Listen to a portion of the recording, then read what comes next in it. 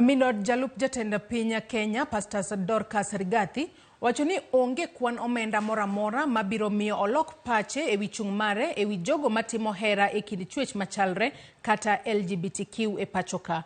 Nowuoyo e gwenge ma Matura manitiere Oljororoka e kaunti ma Nyandarua e kinde mano yuoro e iko jaod jadolo moro. Pastor Dorcas owacho ni buge malera mar dinde mopogore opogore kitwa gi timbewa kaachiel gi chike ma pachoka ok oyie keny e kind jogo ma chuech gi chalre, kosingo medo rido chung' mare kendo jiwo oganda mondo obed mabor gi timbe makamago. Jalup gavana ma kaunti ma Nyandarua Mathara Mwangi opuoyo okang' ma min od jalup jatenda pinyno okawo mar kedo gi joma chuo.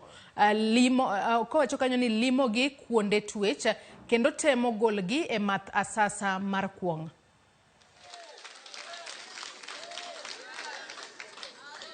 We cannot and we must not move from that stand.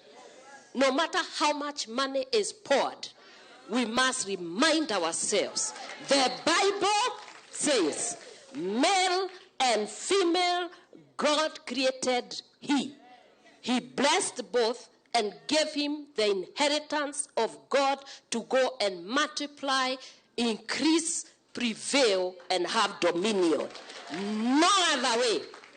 No other way. And there is no one time in the history that the Christians, the Hindus, the Muslim, the traditional religion ever came and have a place on convergence where the law and constitution of Kenya meets in one place to say it is male and female. We must come out and stand clear. Stand to be counted because money has been poured.